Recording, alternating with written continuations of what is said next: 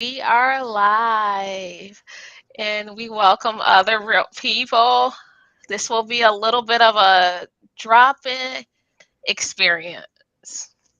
We have many people from the community around future work, around open space, joining us for this dialogue. Susan, you want to tell them what we're talking about? Sure. Yes, I'm excited to be here, April. And thank you, everyone, for joining and being part of this conversation about unpacking hybrid open space. Yes, so we're here to share our experiences, April, myself, and also those from the room here with us about different variations of open space.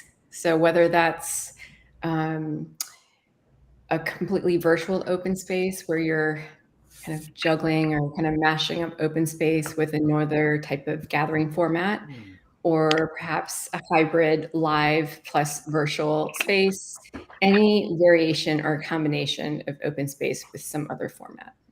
Yeah, and so that's why we're here to share some wisdom. Yeah, this we decided to have this conversation. Susan and I both sit on the board of the Open Space Institute, and we're talking about hybrid open space. A lot of people didn't want to do it, and we both experimented with it recently. And it was fun, and it was beautiful, and just as magical as in person or online, from my experience. So I thought we would unpack it together and maybe people can share some of their experiments with hybrid.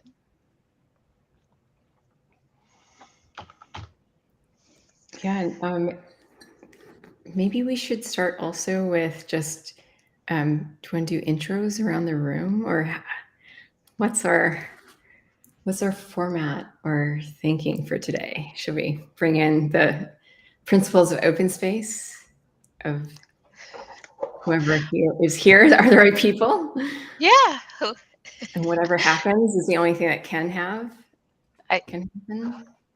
I think that sounds perfect. And so, as I like to say, I'm just April, and I love and geek open space.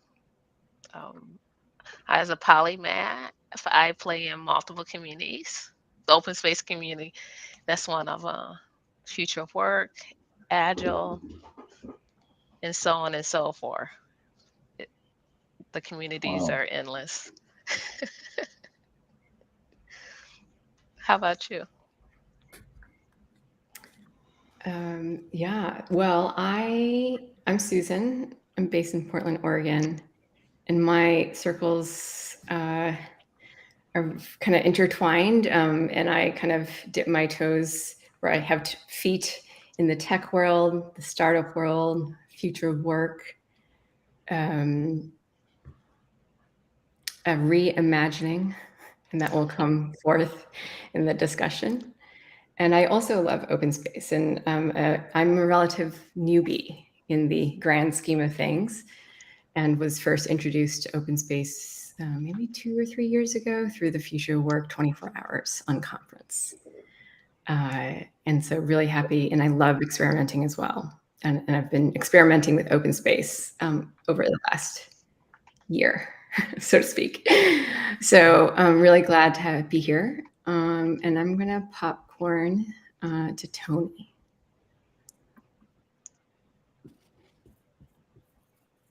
What brings you here, Tony? Oh, is your audio?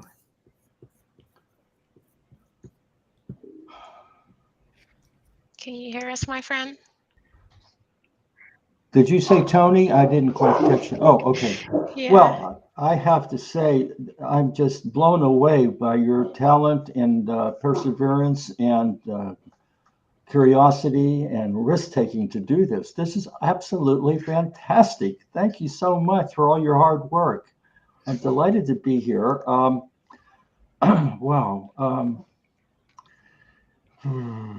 Okay, I'm in Northwest Ohio. I'm a retired factory worker in the parts industry for General Motors 40 years, and I've almost been married 40 years, so I just turned 80.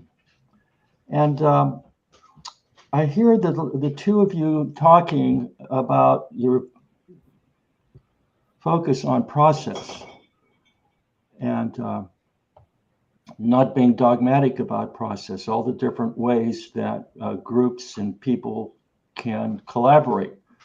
And I'm excited about that. And I never thought of processes being hybridized. That's an interesting concept to me. And I hope we can explore that some more. So that's all I have to say. Thank you so much. Thanks, Tony. Who do you want to pass it to? Oh, let's see, how do I get this thing off of my screen? Bridget. Hi, Bridget.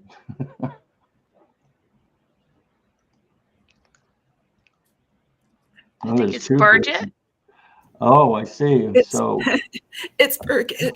It's good to be here. I'm very curious about any wisdom that comes forth about the hybrid concept. I also am concerned that we use this term open space, not we in this room, but it's used quite loosely. And I am wondering if we're talking about the same thing, if we're talking about open space technology and the format, the process format as taught by Harrison Owen. Lots of times I'm coming across open space that has so little in common with open space technology. And I'm one of those people from a long time back that's an open space technology purist. I understand the essence of it in a certain way. I understand how it opens space for innovation, creativity, collaboration, and so on, and great conversations. And in recent years, I'm experiencing that people shorten the session times so much, and there's no space for what's possible. So I wanted to say that up front so that as you present to us and talk with us about the hybrid version, I really hope we're talking about open space technology. Thank you for doing this. It's a great topic. Oh, I'm so excited to talk to you. And yes, we're talking about open space technology. And as young people, we shorten stuff a lot to open space, but we're talking about open space technology. Great question. Who would you like to pass it to? Birgit. And correct me if I'm pronouncing it wrong, because you are Thank you. pronouncing your name correctly. Thank you.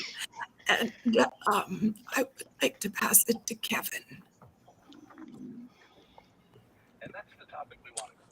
Hello, Kevin McGovern. I'm out of San Diego, California, and was introduced to open space, I think maybe about a year ago through a graduate program. I've experimented with a little bit, wouldn't say I'm purist, but just in terms of the elements and putting together some events around it, and really just looking to learn and explore and expand upon it because I see there's a lot of opportunities that I would like to step in with the technology when there's a level of competence and confidence underlying it as well for myself to facilitate. So excited to be here, and hello. Hello. I will pass it to D. Hello, my name is Diana, and I was introduced to open space with a pretty pure OST format. It's where I met April first in San Diego, I believe, in Agile 2018, there was a coaching conference beforehand, and it was held as open space in person, and it blew my mind. It was amazing. I love that full day format, and so much was possible. So to Birgit's comment, it is an amazing way to interact. Since then, I've experienced a lot of different formats, including Future of Work 20 hours, which is, I guess you'd say, an extended, both a shortened and extended version. And I've attended some really short versions with Salmon Technical Coaching, for example, and it does work. I'm uncertain, or it worked for me. I'm uncertain how well it will work if no one has attended open space for doing a shortened format. So that's something I'm also curious about. I will toss it to Lena. I believe we haven't heard from you yet. Hello, everyone. This is Lena West. Thank you. I am the founder of a virtual accelerator for self-funded space businesses. I am extremely new to open space, and I'm very excited about the possibilities. So when I say as of this year new, and the two spaces that I have experienced open space this year was the end of the Future of Work, because I didn't know about set. So like the end of the Future of Work and looking at things after it's over. And then I am one of the core co-creators of the Reimagine conference that happened in just last month in August.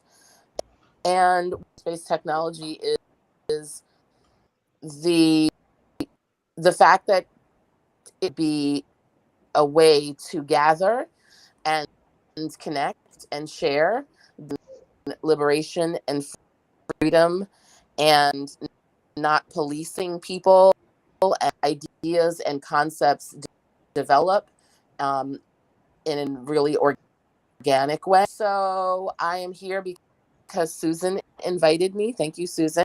And forward to being part of the conversation and to sharing what little I know, learning, and sharing labor when needed. Thank you. And just to let you know, Lena and Diana, you both had an echo. You may want to exit and come back in to remove it. But Mark, you're the last one. You want to say hello and introduce yourself?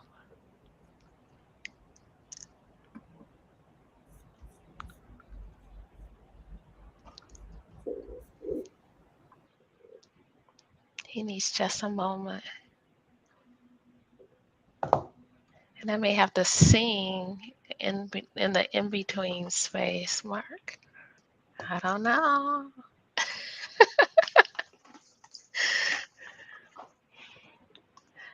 Are you muted? Yeah. Well, we don't hear your voice, Mark. We'll allow you a moment to fix it. But let's go ahead and dig in to hybrid open space. And all of you are welcome to keep your cameras on if you want to, if you're more comfortable with it all. Of course, keep it off. All right. So what I wanted to share about hybrid open space is that I did one in June with a couple other peers, and we were blown away about how beautiful it was. And there's some key things I think that allowed it to resemble open space technology as one would if it was all in person or all remote. And we had hybrid engagement agreements that helped make it the space to keep it truly open. Yeah. Do you do anything like that, Susan? Yeah, well, I'm thinking about, Bridget, what you're saying about, what is the language when we talk about open space? What does that actually mean? And the reason why, and also Tony, what you're talking about, what does it mean to play with the process? If you play with the process or mash it up with other formats, is it still open space? Is it not open space? And what I can share is that when I experienced open space for the first time, for me, it was the first time where I felt that I truly was living that principles of, I had the autonomy and was empowered, the law of mobility of moving myself to the conversations that I wanted to be in.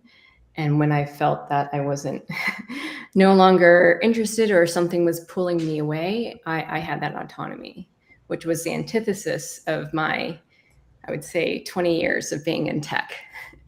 And so maybe I should just kind of add my positionality in tech is, I'm Asian, I'm female.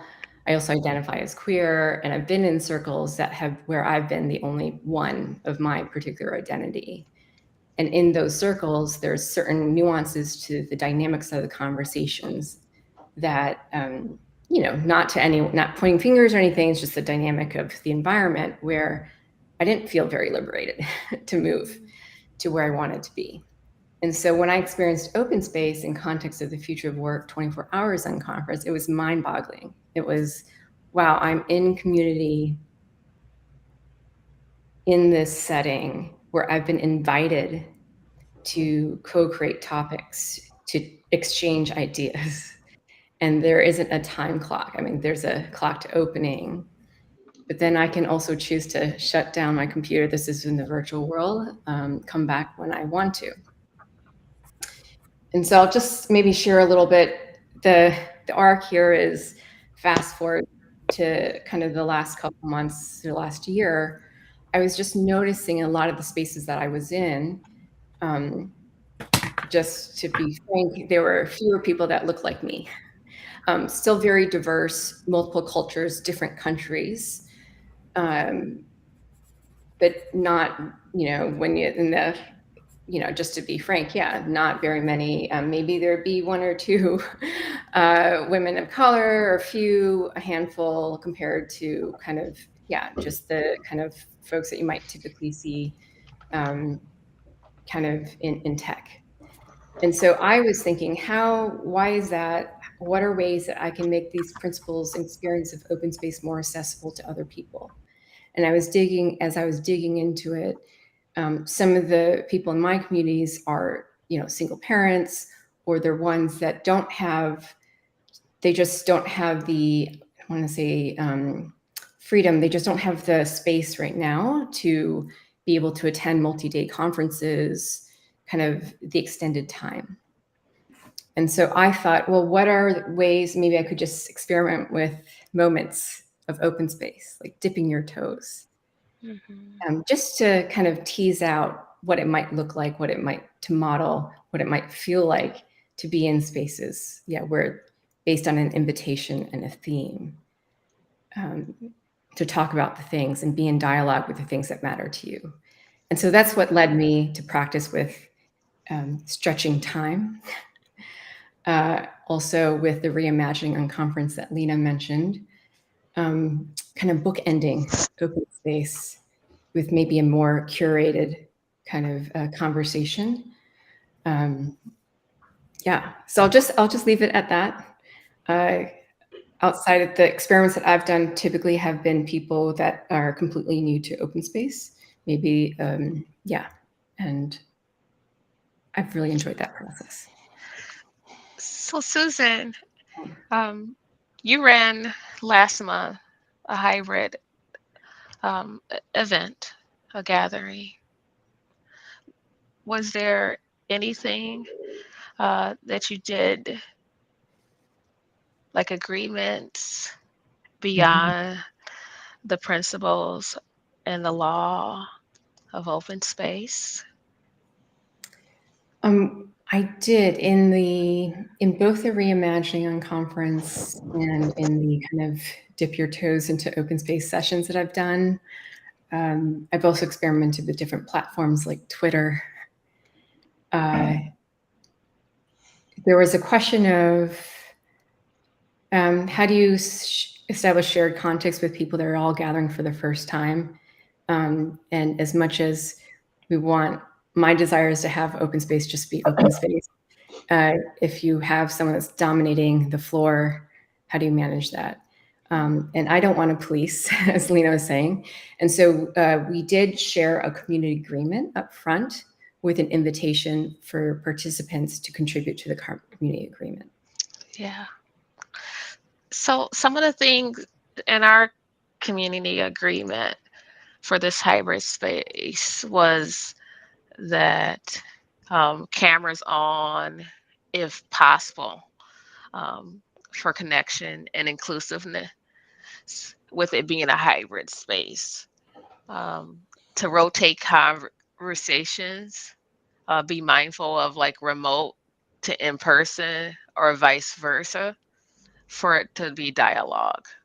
So you're not, for people in the same room, they're just talking to one another. Don't forget about the people online, or the people online forget that there are people in the room, right? To try to remain unmuted to help support the flow of a dialogue, and just mute if you have distracting noise, right? For people that, for the hybrid event, just to let you know, like, what do you mean by hybrid? For us, the hybrid event is that people are all in the same place, and then people are online as individual souls. So people in the same place, they shared one audio connection. For example, something like a Polycom, right? And people virtual, of course, they had their own shared space. And if rooms were too big for the people who were in person, they just also had their computer or laptop or whatever, and they just went with a headset if they didn't want to be in a crowded space. Those are some of the things that we did to support a dialogue. And maybe I will add on for those that are listening, also kind of in the social sphere, but also from here in the room, I'd love to, maybe we can also just go through what are in the purest sense, Bridget, maybe if you want to share, like what are the core elements, ingredients to open space? I'm going to not answer that right at this moment. What I would like to highlight is that there's the face-to-face in the same geographic place open space technology meeting. And there's a lot of like decades of experience with that, over 30 years, and it always works. The only times that it can get compromised is if the facilitator, in my experience, is if the facilitators themselves become the space invaders, which I've seen happen. They get anxious and they don't let the space be open for people to do what the people are going to do.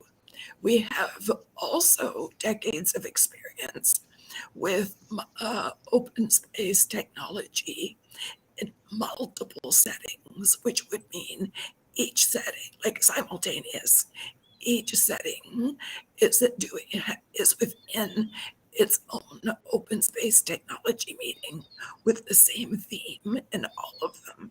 And then once the open space technology is done, then there's some process. Different people use different processes to pull all the information together that has come up, assuming that there were reports written, usually within a standard template from each conversation group. We also, at this point in time, have many years of experience with online open space technology. And I will let you know, say when that started, I was so reluctant, and yet it became quite easy to prepare for, to facilitate, and to do the follow up with reports. I noticed that Lucas Coffey has, he's in the chat, and Lucas developed something a decade ago called KikoChat. And KikoChat is an awesome, awesome place.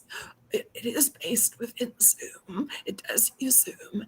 It does have Miro board capability and so on. And our clients are experiencing great, great success within that platform, within an open space technology meeting. There's no need in either of those situations for agreements beforehand. In fact, that would be counterproductive because open space technology ends up getting fueled by the self-leadership of the people involved as participants. They claim their own power with just a simple setup. They use their law of mobility to go to where they want to go, talk about what they want to talk about, leave and go somewhere else if they don't feel that they're contributing or learning. So it's so within a simple structure. It's exceptionally self-directed. So I understand that it works so well in all that I've described. So now we get into the hybrid version, which has some people, on their computer and some people in a physical setting. And it's been my experience with other processes that the people in the room pay a lot of attention to what's going on online. And it would be my assumption that so long as enough space is given, enough time is given, because we are playing with time also. And if enough time is given, people will take their leadership and they won't forget about the people online, and vice versa, without something like a stated agreement up front. Because anytime we put in something, some kind of rule and so on, anytime we add something, we reduce the scope of the space and the scope of the liberty and freedom and so on. So I just wanted to really mention we've got a long and good history now with online open space, and it works really, really well. But it Yeah, needs to be given. definitely. One of the open space gathering multiple people have mentioned is like the future of work.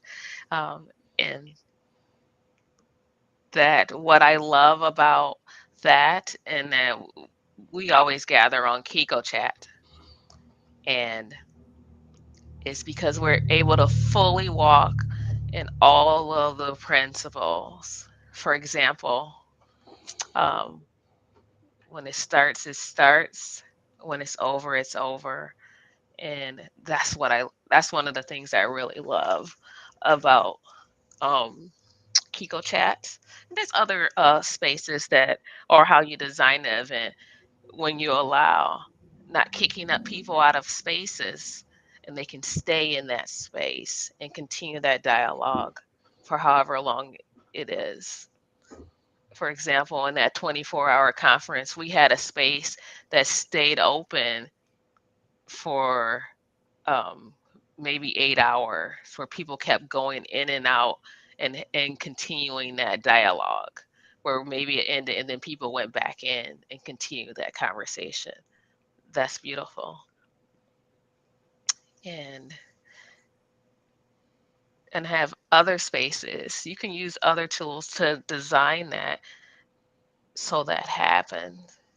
I love to people try to experiment with that more in person, to allowing, instead of having people move who are still in dialogue, for them to find a space to have a conversation with those souls in. And I think we can.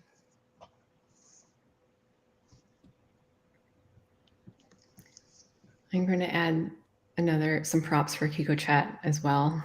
We did use that for the Reimagining Unconference. I just wanted to give Lucas and Kiko just another shout out. I think in the virtual space, one of the things that came to mind is how it's not necessary that we want to mimic everything that happens live, but what is that, the feeling of being able to be in a circle and yes, seeing everyone's faces, but then again, being where the space is there, whether you want to be in it or not, and just having the space there and there's no one hosting or owning it. And Kiko is this great interface for those that are new to it, where you don't have to worry about your Zoom buttons and your little technology, like which breakout, which button to shuffle the rooms. The rooms are just there. And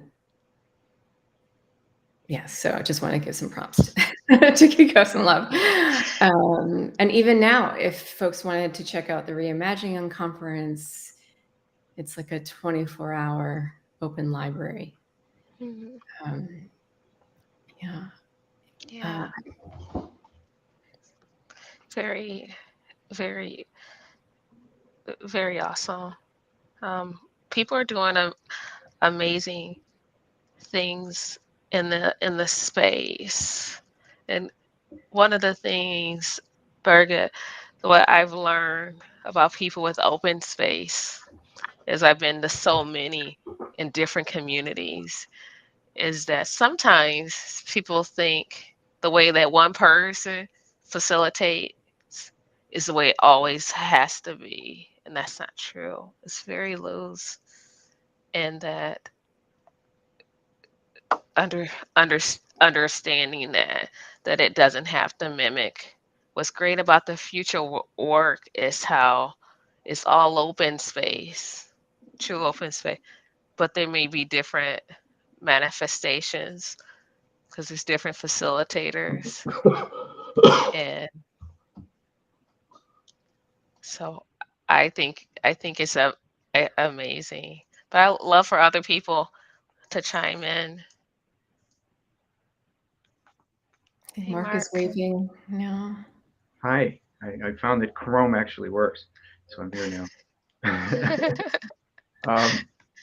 I remember reading a story, and I wish I could remember who the facilitators were, but there was a group that did a big open space in an auditorium or a big meeting room in a hotel. It's probably what it was, and they were burdened with lots of round tables, so they couldn't do a circle.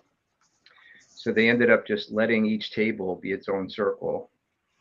And to keep any one table from becoming too much of the center of focus, or some people feeling in and some people feeling out, the two facilitators got in opposite corners of the room and bounced the facilitation back and forth. And they said that worked really, really well. And I can imagine in hybrid there being an advantage to your point, perhaps April, of having maybe half the facilitation in the virtual space and half the facilitation in the real space, and having that bounce back and forth, and just give everybody that experience in the opening so that they get a feel for how to incorporate everyone before they go to their breakouts. Things like that might be really powerful. Yeah. Anybody else want to hop in Yeah, conversation? I have a couple questions. Is this being recorded? It is. Okay. And Another it's question. live Yeah. everywhere. Okay, I don't know how to access the chat parallel track. Where's the button for chat? Oh, It's on different your from Zoom. I right don't. side in Restream, you can see how there's people chatting. I see Lucas chatting, Andrea, Francois. Um, Is it in settings? Where do I find chat though? I don't know where. I actually don't. This is the what's great about experimenting. We can talk about the process as it's happening. If it makes you feel any better, Tony, I don't know where my chat is either. So Okay. I'm just, All right, so let's put that on the side and teased. figure it out later. I do have a content question though. yeah. So it seems that there's a dilemma, and I'm so curious. You don't have to tell me confidences, but how the two board people have come up with this vision to do hybridization, because it's so appropriate, I think. Where my position is that the process itself is elitist in that it's difficult for working class people and newbies in terms of texts and the experiential learning that we as a culture and society need to do to cope with climate change and to cope with social breakdown and to cope with all the manifestations of all these problems. How can we speed up the open space, ethical, democratic, uh, profound way that it maintains the dignity of people? And so it sort of boils down to me is that you get into this position of being a careerist or a advocate of the process, so much so that you're blind and handicapped from revision and hybridization and learning how to improve what we're doing. So I just want to throw that question out there because that to me is my aspiration and vision. I work, I don't know how to say it, on the street in the neighborhood, and I bring up open space and people's eyes not only gloss over, they totally shut down. And I cannot communicate. I have to go through all kinds of relearning myself, my language, my vocabulary, how to host conversations so that individuals develop and groups develop. So that's all I have to say. Thanks. Hmm. So I'm glad you're doing this though, because this is the first time that I've seen what's the word, a caucus coming out of open space membership to be risk takers. Thank you. Well, there's so much I could say about that, but your response. But somebody else want to talk first. I have so much to Yeah, I talk want to about. extend an invitation. There's a lot there, and I'm really glad, Tony, for you to kind of bring this up in terms of language and even what brings people to want to experiment or maybe for me, it's not necessarily improving, but just thinking about different contexts and environments and different groups of people, and how we can bring, what resonates with them around creating spaces for generative and kind of ideation and liberatory spaces. And so I want to invite maybe Rosa or Lena to share a few words, because my I know a little bit about them in the community circles that I work in, and invited them. And I know they're relatively new to open space. So I'd love to hear their experiences or reflections. Rosa or Lena?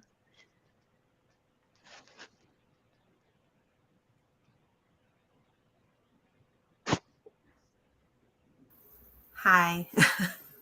So my name's Rosa. I'm here in Oregon, and I'm very new to open space. And one thing that I really appreciate about kind of the idea of it, being a working mom, as one of those people Susan talked about, with having limited time and feeling like I can't attend a full conference on a regular basis and get all the content. And so with the open space concept, it felt like I could be there when I can show up, and that's okay.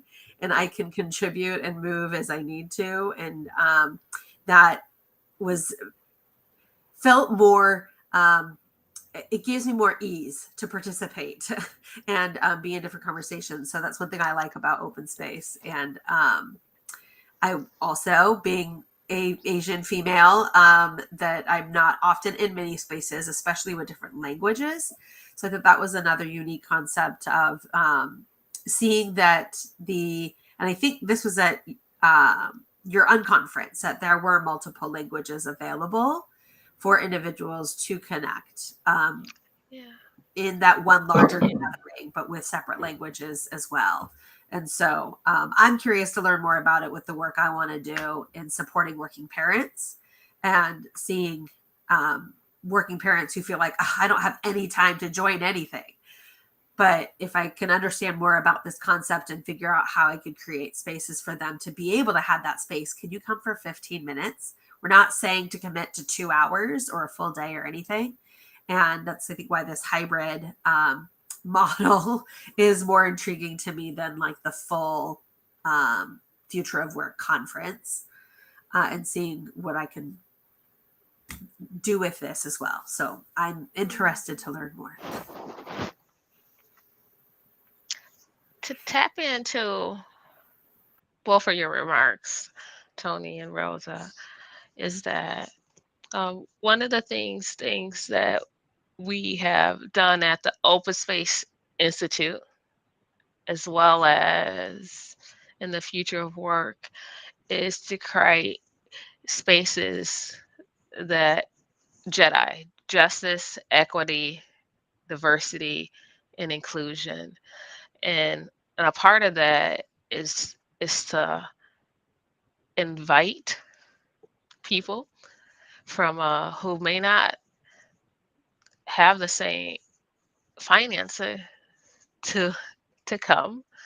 Also from people from other communities who speak different languages, that you are all welcome.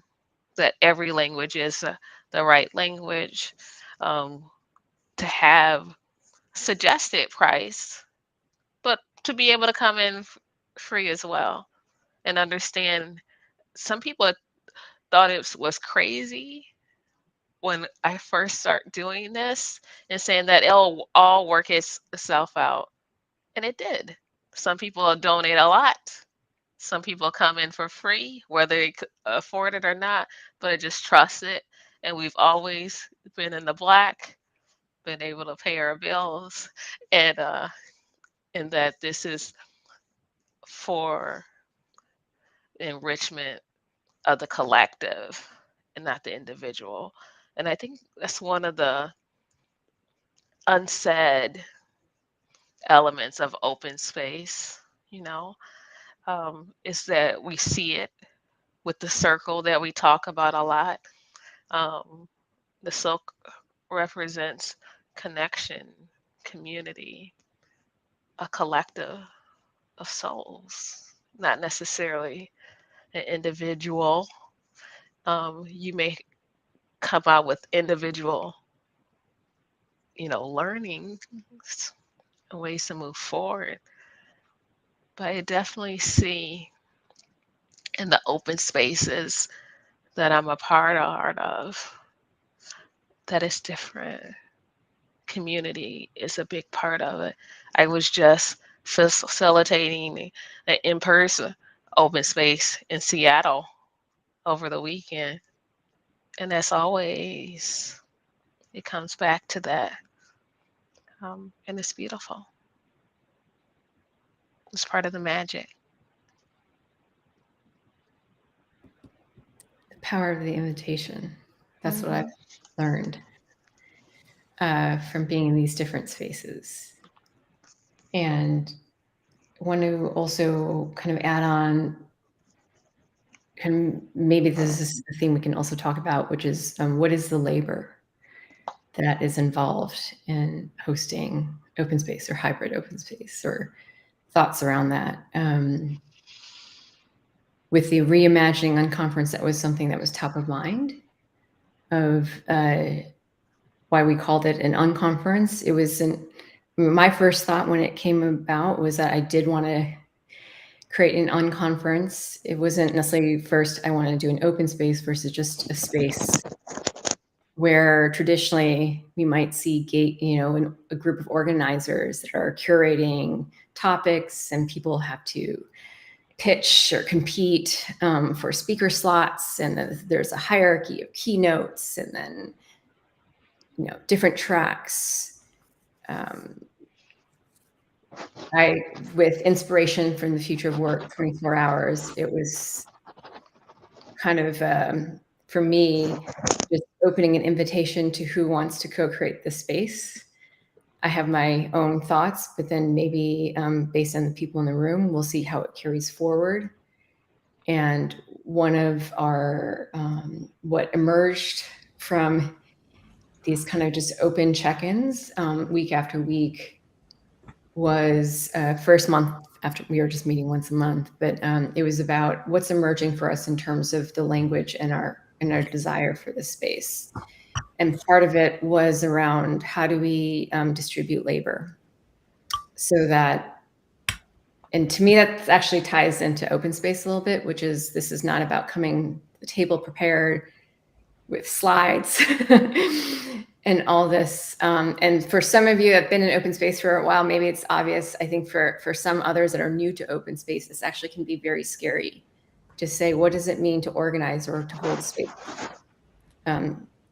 in a setting where, yes, the topic, the agenda is co-created by the people in the room in the moment. And so hybrid, this reimagining unconference, I'll just say it, TLDR, ended up becoming a hybrid because there was a thought around, we do want to center some voices that we typically don't hear or hear from in the headlines. And for these people specifically from some like marginalized communities, we do want to have a separate space where they can share their stories and they are compensated for the labor in sharing their lived experiences around these themes. We didn't say that was open space, but the unconference itself was hybrid in that we started with this plenary kind of curated session, and then we did open space afterwards.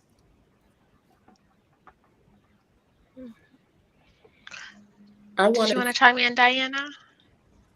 Sure. So I would like to highlight a few things, maybe weave some things together, at least for me. And one of the things that I struggle with when I think of hosting an open space is kind of what Britt Birgit said is, will it work? And when I think of what we're talking about here, what I've heard today is that I wonder if part of the reason that the hybrid open space worked and part of the reason that the various ones you've described today work is because the organizer lets go of control and believes in embraces the idea that the agenda is co-created by the people in the room at the moment. And so I'll ask it back to the group. Do you think that part of what has made these open spaces work is letting go of control? Absolutely. So when Mark said language, I heard lexicon, right? I didn't hear that in as, different spoken languages.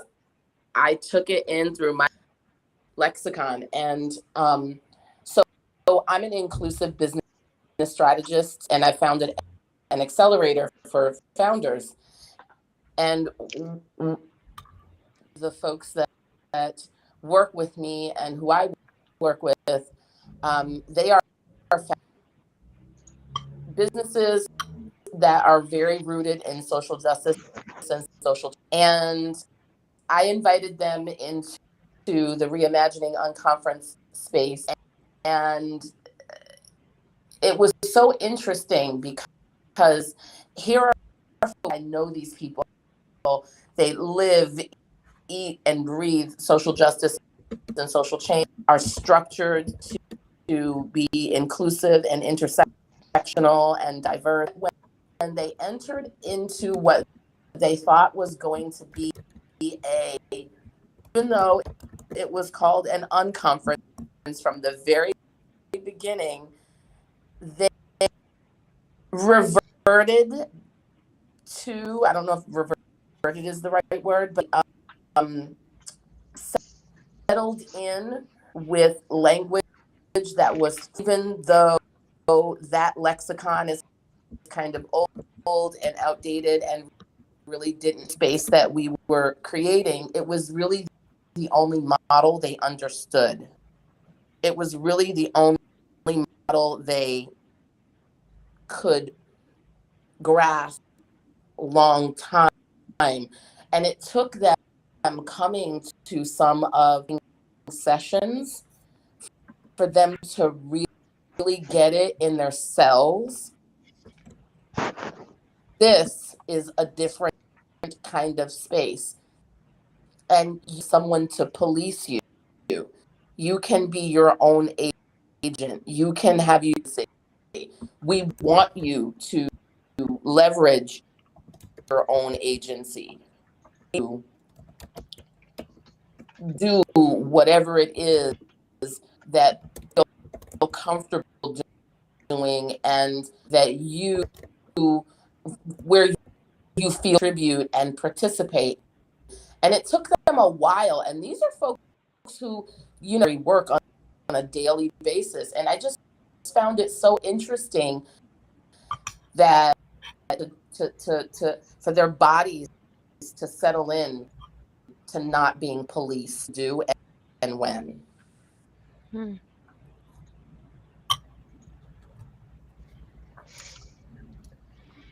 Lena, thank you for sharing that. And your audio was cutting in, just FYI, in and out a little bit. But it did catch up a little bit. But maybe I'll add some context for those when Lena was talking about some sessions. So part of we had an invitation for kind of Ignite chats that happened before the open space. And so we had some sessions, kind of open community invites for people who were interested in being part of these Ignite chats to meet. And as speakers in the traditional context, I think there was a little bit of, there was a desire to want to know, what's the format? What can I expect? What time do I need to be on? When do we start? When does it end? And our intention was to share a little bit of the open space of saying, well, here's when it starts, but it might shift. Whatever happens before, things will end when they do. And so these were not sessions at the actual unconference, just logistically leading up to the event. We had probably just had 3 or 4 open sessions for people just to talk about the format and what to expect. So I do want to put a little bit more around Diana's comment. I know for me, in all of the spaces I organize and hold, the open space principles and the law is guided in everything we do. And maybe that you are hitting something on the head with that thought. And I think that makes us different. I have been to open spaces where I was like, yuck. And there was something else. Like those spaces full of ego, it feels like it's a framework. In open space technology, it's not a framework. So it can happen.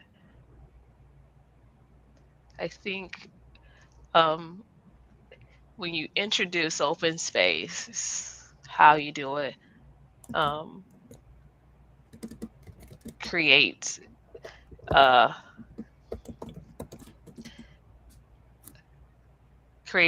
place for other people to say, hey, this is what it's about. This is how it's different. You may see things happening, but it's something more behind it all.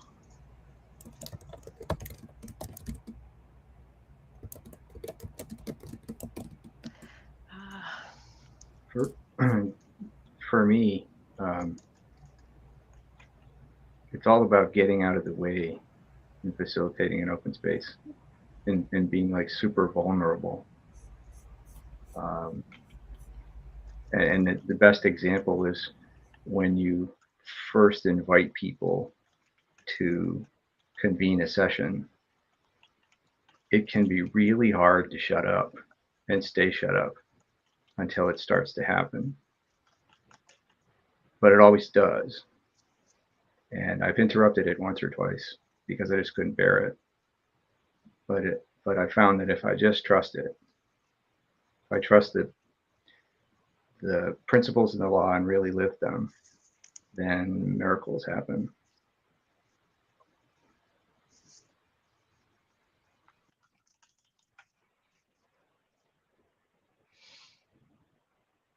All right. We have other people who are listening and want to join. I think Diana is volunteering to join the lobby. So I'm going to put her in the lobby so we can have someone else join. Do we have another soul who would like to be put in the lobby so we can have someone else join? Mark? Okay. Thank you. I can go to the lobby too. It's fine. Okay. Evidently, it's an interesting conversation. I would love to say just a couple of things. Yes, please do. When you talk about the 4 principles of open space technology and the law, it's important to also remember passion.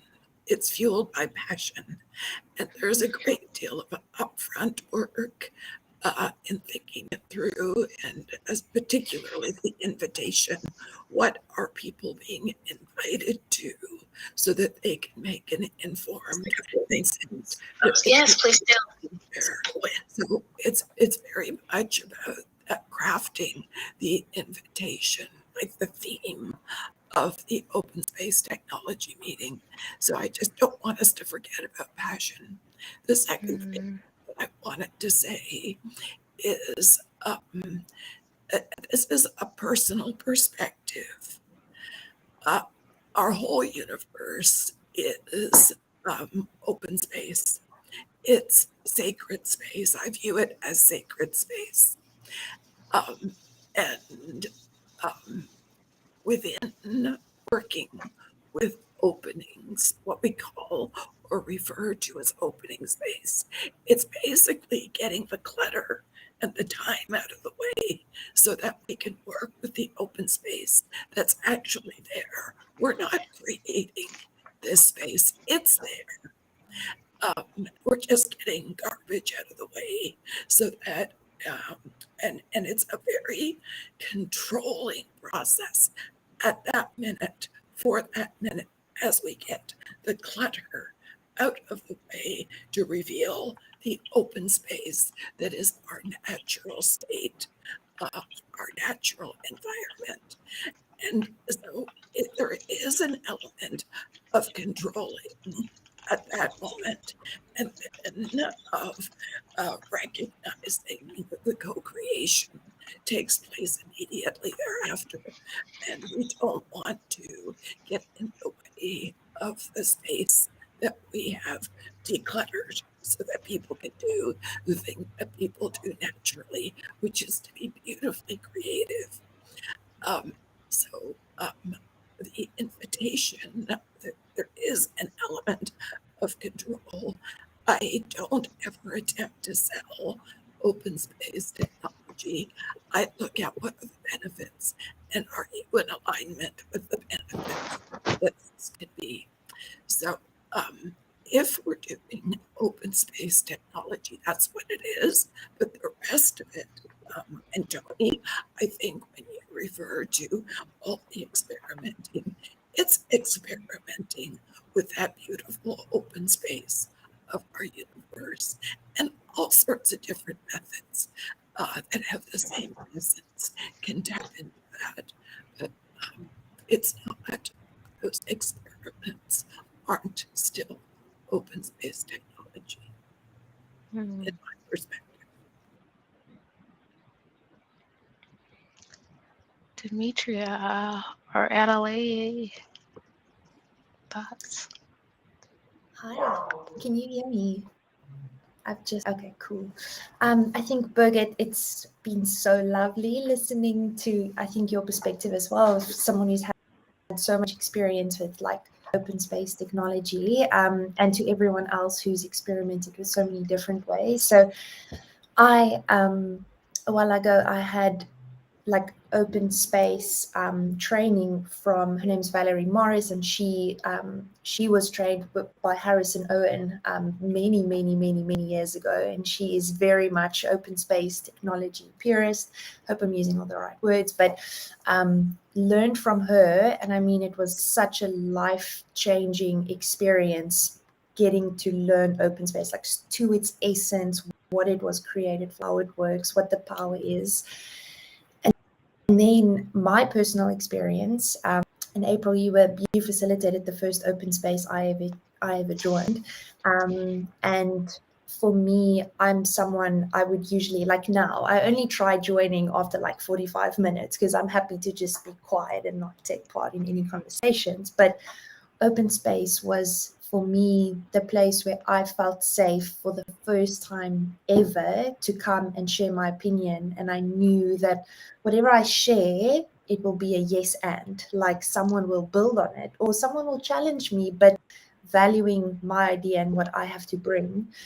And I think that's where I got hooked to open space, because I'm like, oh, how can I create, like you said, we don't create the space, right? We just instruments. The space is already there. Like, how do we get people to that space as well so that they can experience the same thing? And recently I facilitated an open space for the Agile Coach Camp. And I think that was the hardest work that I've ever done in my life, and not on the day, but the preparation, like the 2 months before, and not preparation about what I was going to say on the day, but like reading Harrison Owen's books and getting to like the essence of it and the understanding like what role we play in that, how we have to be so grounded and empty ourselves, and how we show up, and how every word is either going to be an invitation, or it can lead to an open space or a closed space, and how powerful like every single word is. And on the day itself, when you facilitate it sounds funny, but I think it was the easiest thing I've ever done in my life, because it was, all the work had been done. Like, it was done. It was the day that I woke up, it was like, okay, like I've done all the hard work. This is not like the fun part. But it's, and I think that's what makes it different, where people could be like, what team did you work on with this or this? But if you prepare, I don't have the right words for it, but it's, I think, to really create an open space, I think it's so important to dig deeper than just, these are the principles and this is the law. It's really about understanding what is possible and how to invite people.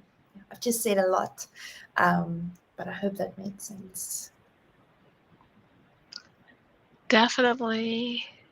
I definitely look at it as that deciding to do an open space, that's where holding space begins. And holding space and facilitation are not the same, right? And for me, I look at there is allowing for serendipity, not trying to have a plan, not trying to have rigor to it, but how do I, as an organizer or as a facilitator, create space for the circle to understand this is their space, to invite them in. And when I facilitate, I feel like I fail if I did most talking.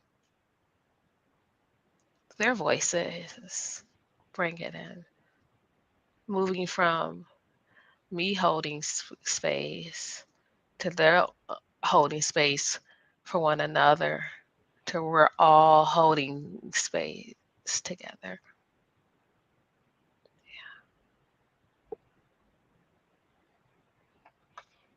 Demetria, are you there? Did you want to add anything? Hi. I'm crashing the space here. So I don't have anything profound to say. I like open space. I enjoy using it. Appreciate everything everyone else has said. I am new to this platform, and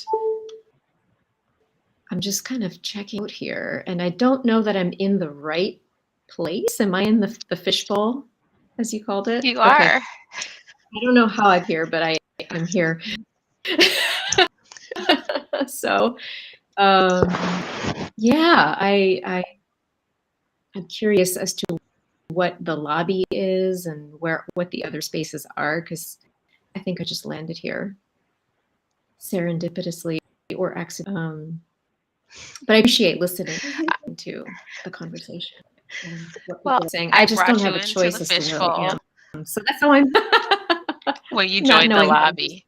And if you would like to exit the fishbowl, you're welcome to. I can remove you. It's all how you want to show How do us. I do that? Yeah, I can do it. I see a Would you leave like button. to? Does that mean that I go to the lobby? I can remove you from the stream. I'll do it now. And you can Okay. message me in chat if you would like to rejoin. It's the four of us ladies. Ooh. Love it. You can invite anyone that's listening. I don't know who else is in the audience to come back to us as well. Ellie, I loved that you mentioned Valerie Morris. because she also was a person that was there in those early days and took training with Jefferson in the years that he offered these 4-day training programs. So I just, as soon as you mentioned her name, it's like, I remember her, and that was just a nice moment. Way back in the early 90s, I experimented with open space technology because I was at the head of an organization within the social services sector. And we started using multiple open space technology meetings over time. And one of the learnings was that people got frustrated over time because they couldn't move all their ideas and what they really wanted to do to change their world into action. So we learned a lot about together, like all of us with the staff, a lot about how to actually make a difference, from the open space technology meetings. So we talked about the front end, getting the invitation right, so on. Let's talk about the back end of it. Is the meeting just for the purpose of a good conversation, lots of insights, lots of networking, all that? Or are you looking for outcomes from your open space technology meeting that will make a difference, that you can actually talk about, say, here's what we're going to move into action, and then look at what you've moved into action.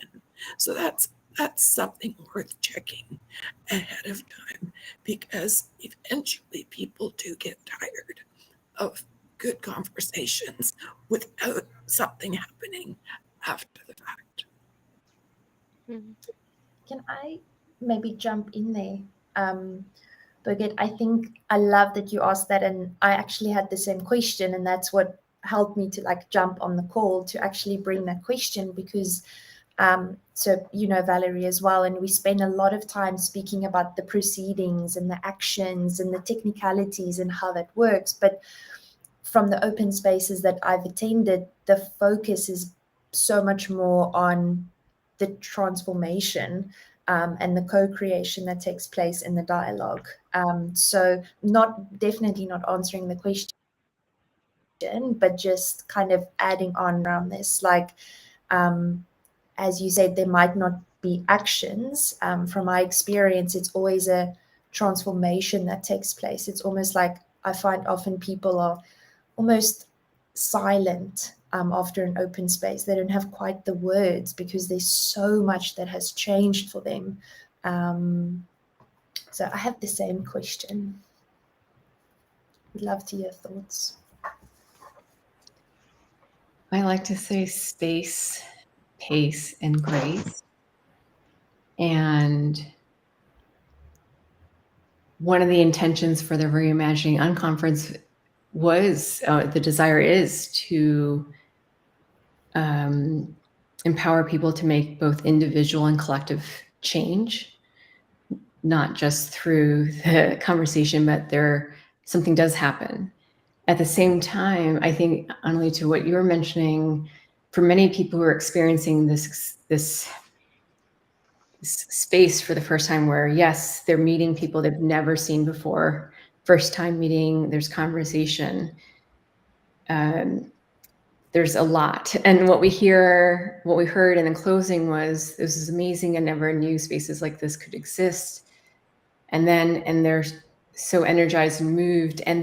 But there's also this, I just need some space to absorb and think what next. And I think for us, I'll just say for the people, we're trying not to call ourselves hosts versus co-creators for the Reimagining Unconference. It's a question we have, is what do we want our roles to be next? How else might we want to engage with the people or help around kind of advance the movement, or the theme, which was people, power, and possibility of work, just for context. And so we have a lot of questions about what next in the eco-cycle planning of things. This process was is just a seed. And now we're kind of moving into tending. I think that is a question of what's the cadence, the pace of additional spaces that we want to hold to be in dialogue and to help kind of move from just talking about things to actual action. So I don't know if those are answers for you, but we are, I will say it's very resonating for us is what next.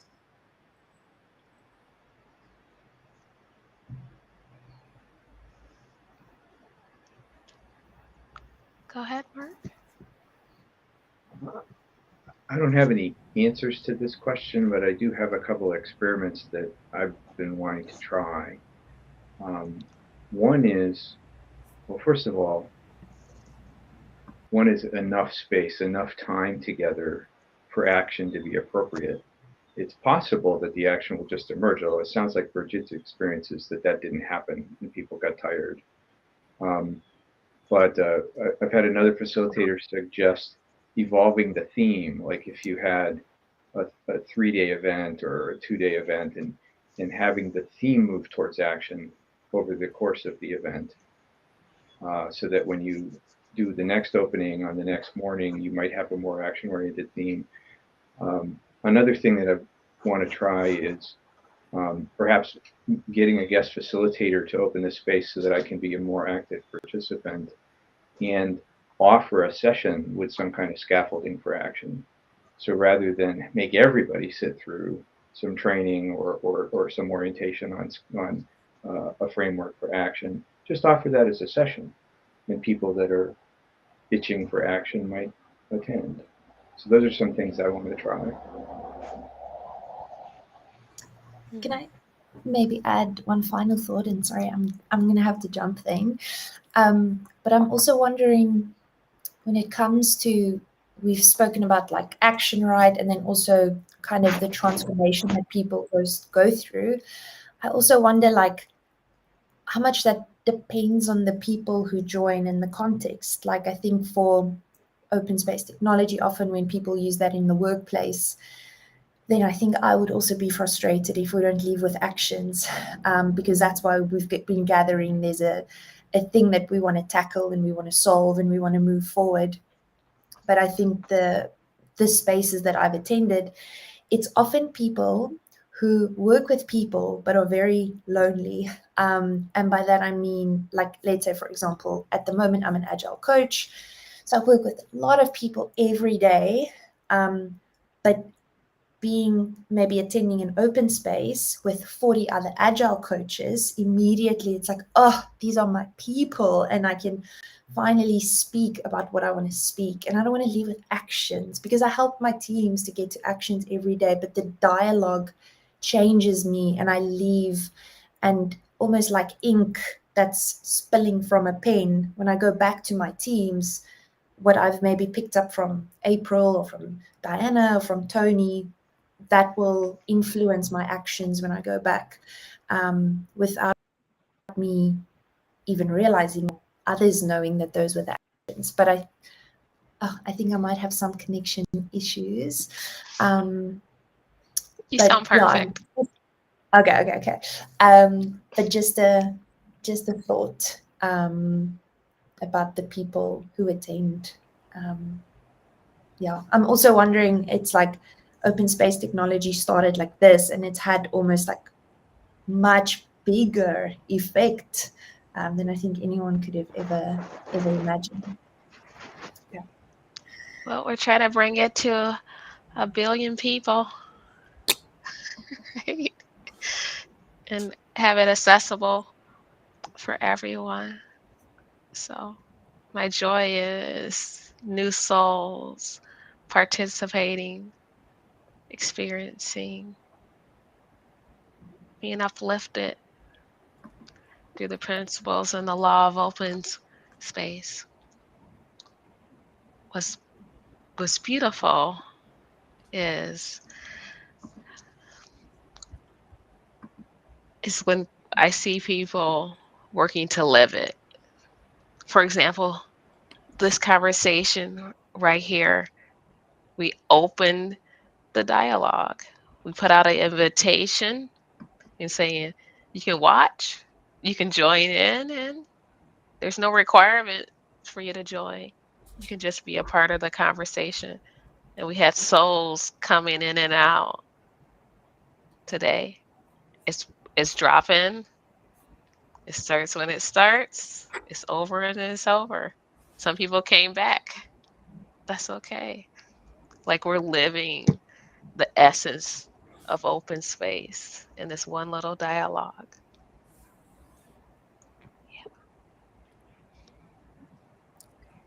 There should be little heart emojis. Yes. Tony, also welcome back. Diana. May I interject or bring in a question? So I would like to hear a little bit more about the logistics. And maybe you've already touched on it enough, but for me, I'd like to hear a little more about the logistics of the hybrid open space. So I assume there were people in person and lots of people remote. And how did they interact? And what happened? What worked well? What did you observe?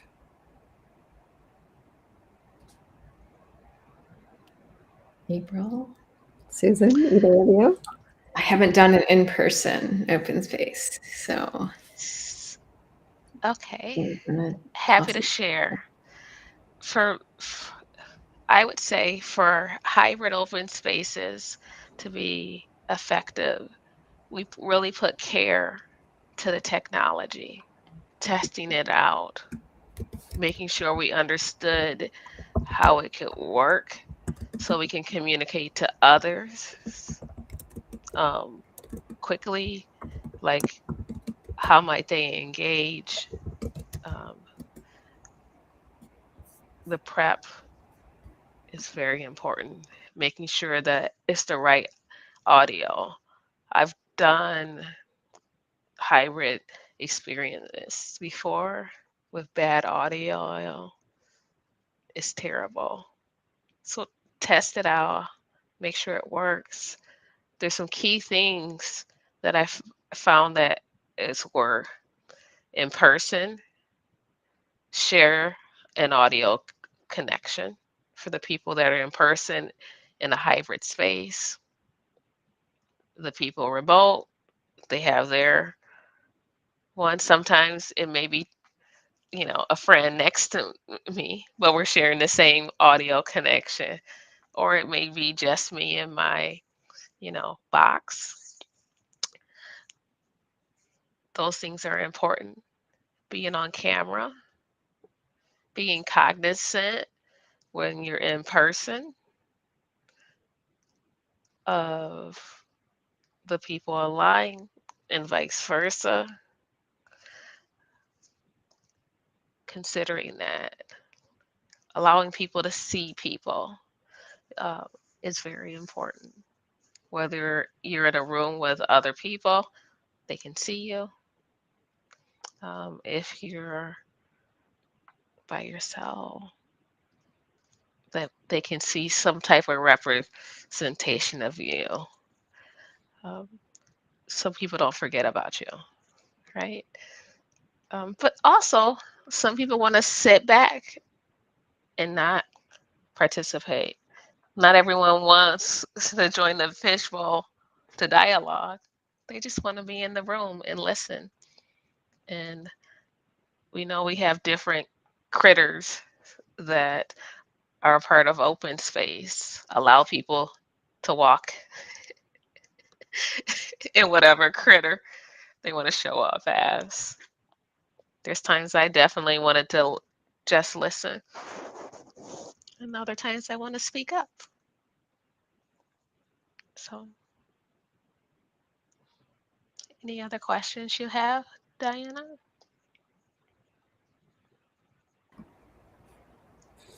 It might be too far into the weeds, and we really don't have very much into the details, and we don't have much time left.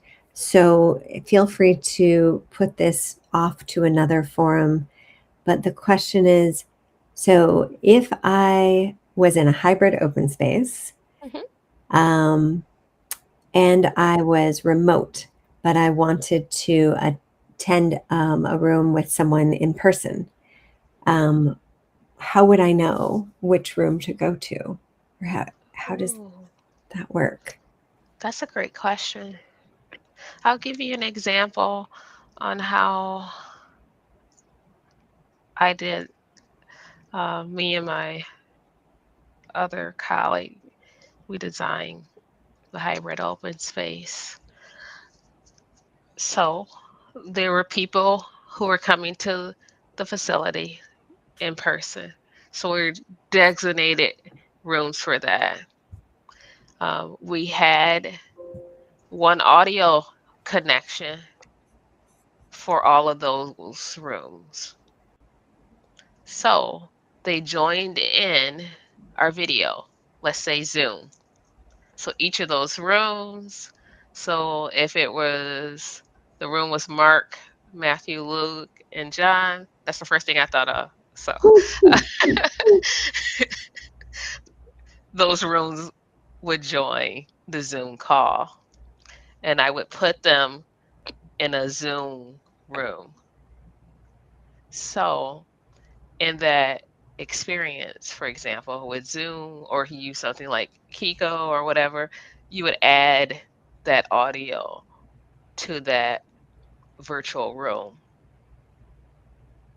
So you were It's connecting up the virtual rooms with the physical rooms, a one-to-one relationship that I have a correct. virtual room. And so if I go into the physical room, I don't have to do anything. It's already connected to the stream. Yeah. And if you use Kiko Chat, I know how that works. I can go into a virtual room. Okay. And one camera in the virtual room that sees a view. If you want to be in the view, you go stand in that view. Is that how it typically worked? That's how it could work. Or people in the room could join video only, Got it. not audio, from their personal computer. Okay. So you have both options. Thank you for that little logistical summary. And Oh, those are important. That's what makes the hybrid work well. The biggest thing, shared audio when people are in the same room.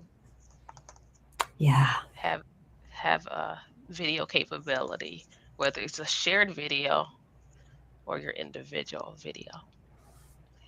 I'll say one other thing. In listening to all this, what I believe is that part of what made it work also is the intention of the co-facilitators and the intention of the participants to believe there is a path to connect authentically with people, even in the different hybrid planes. Yes. People, as you know, I'm a gamer, and I do a lot of games that other people said, "Oh, I played this game in person." And I'm like, "I'll hack that." I think with anything, it's the belief that you can do it. That's how we innovate. That's how we create. That's why we have the technology that we have now. Is that it starts with believing you can do it. I don't know how I'm going to do it, but I know I'm going to do it. It's setting that intention. So yeah. And passion, as Bridget was saying, right? Yes. The whatever happens is the only thing it could have. I'm prepared to be surprised. Amen. Yeah. Did you want to say something, Mark? I see all smiles, and that gives me joy.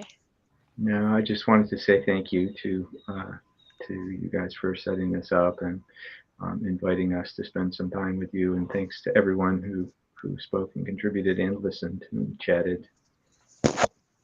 Thank you, Mark.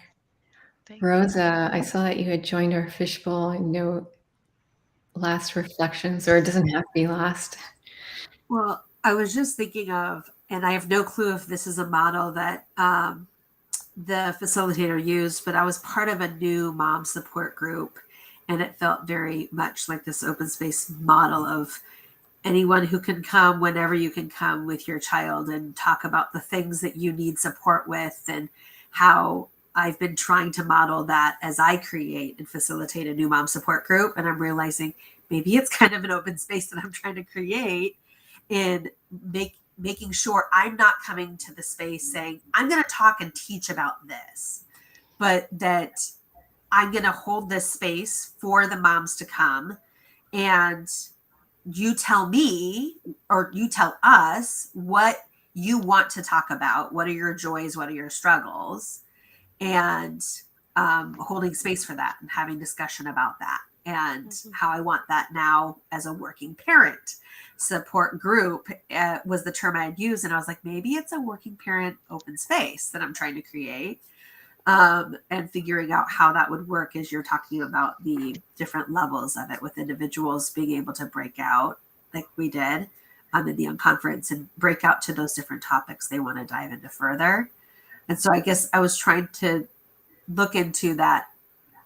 What is the difference with the open space, holding open space versus a facilitated group? Because I heard, Susan, you saying that you were co-creating rather than facilitating or hosting. And so I know we're probably over time now to go into it, but that's where my head was going. We could take it offline. Well, there's a lot of possibilities, I think, and goes into, I guess, purpose and passion and what you want to experiment. You know, this is you stepping into your own, what does it mean to be living, or am I living open space? Right. So I think there are a lot of possibilities. Yeah. And we can, I don't know, continue the conversation in another container. But yes, I think there are a lot of possibilities. Yeah. Any other final thoughts?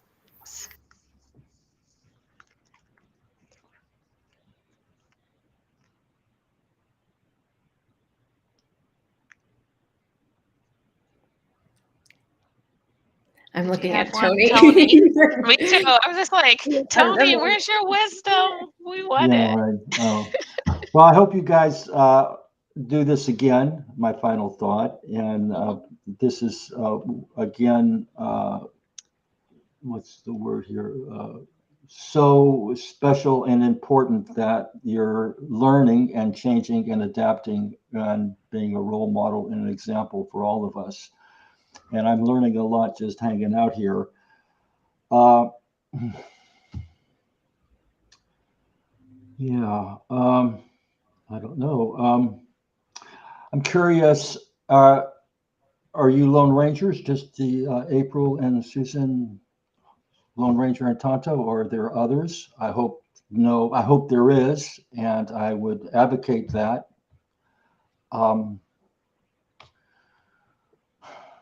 Yeah, so look forward to seeing you again. Thank you so much. Thank you, Tony. And I want to, April, just also acknowledge and thank everybody who's listening in as well. This will be, right, like recorded live. You can type in comments. And I want to share an invitation to everyone as well of whoever wants to experiment. I'm up for experimenting. For me, taking the 4 principles and allowability and experimenting with living those in different spaces, different tech, different contexts, I'm here for it. Definitely. I think people know I'm a yes and kind of gal, but and what I would say as we wrap up in these final moments is that, like, Susan and I came here. Yes, we're both a part of the future work community, and so on and so on. But the Open Space Institute. We're like, oh yeah, we talk about open space at our board meeting and how we're experimenting and playing with it at the beginning of each one. And they're like, oh, we're both doing this. Let's share this with the community. As the Open Space Institute and its members, we're like, we want to do more of these type of things, get our membership together, having dialogue, and that it doesn't have to be a grand gathering to do so. And it was beautiful to see so many souls from the community pop in. And I know I want to do more.